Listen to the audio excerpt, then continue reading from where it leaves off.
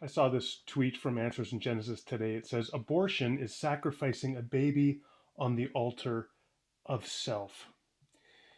Now, there are cases where I think that rhetorical description of abortion is appropriate. For example, 20 years ago, Amy Richards wrote a rather, I think, infamous op ed in the New York Times called When One Is Enough. And she talked about discovering that she was pregnant with triplets and deciding to do a selective abortion of two of the fetuses because she described herself not wanting to be consigned to living in suburbia and having to buy large jars of mayonnaise at Costco. She literally said that in the interview. And when I hear somebody talk in that cavalier way about ending human life to make your own life more convenient, I think this kind of rhetorical description of abortion as sacrificing a baby on the altar of self is appropriate.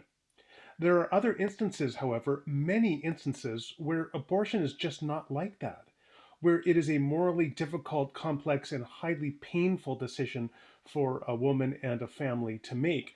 For example, discovering that your developing fetus is anencephalic and will never be able to develop the conditions necessary for a meaningful life because they lack a large portion of their brain and will die shortly after birth. I can understand why a person would make a decision for abortion in that instance.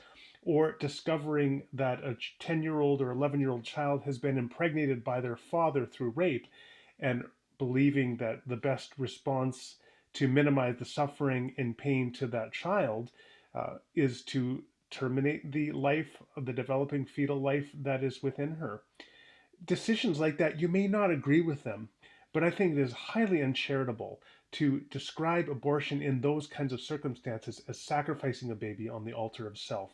And the pro life community would have a lot more credibility, I believe, if they took a more nuanced stance in their rhetorical descriptions of abortion and distinguished between instances of abortion that they believe are morally unjustified and other instances where there is at least a reasonable case to be made for the abortion.